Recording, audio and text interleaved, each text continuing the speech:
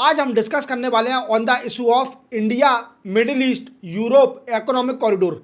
ये economic corridor क्या है और इसके इंडिया को क्या बेनिफिट होंगे। इवन इंडिया ने ऐसा डिसीजन क्यों लिया इकोनॉमिक कॉरिडोर बनाने का, ऐसे कौन कौन से कंट्री पॉइंट क्रिएट हो रहे थे बिफोर इंडिया, और अभी ये इकोनॉमिक कॉरिडोर डिले क्यों होते जा रही है, ऐसी क्या प्रॉब्लम क्रिएट हो रही है। चलो हम सब जानते हैं।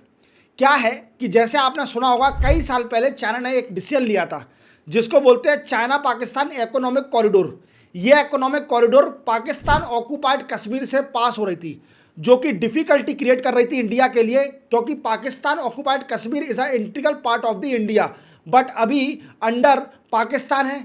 तो इसी वजह से इंडिया इसका ऑब्जेक्शन डालती। देन आफ्टर चाइना ने एक और डिसीजन लिया, बेल्ट एंड रोड इनिशिएटिव, जिसका मेन मोटिव था कि कई सारी कंट्री को वर्ल्ड में कनेक्ट करना by rail, by shipping, to enhance the export and import among different country.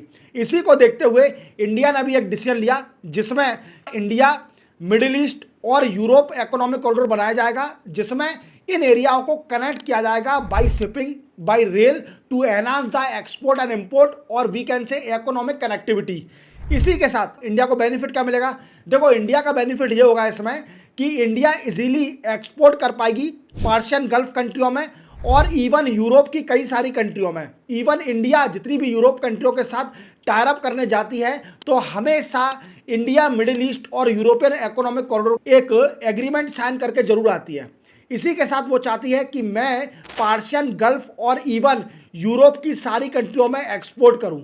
But इसमें प्रॉब्लम क्या क्रिएट हो रही है? सबसे बड़ी प्रॉब्लम है हाउतीज। ये हाउतीज जो कि यमन में रहते हैं और जो कि रेड सी पर सबसे बड़ी डिफिकल्टी क्रिएट करते हैं, disruption of the shipping crossing in red sea, क्योंकि इससे ट्रेड डिसरप्ट होता है।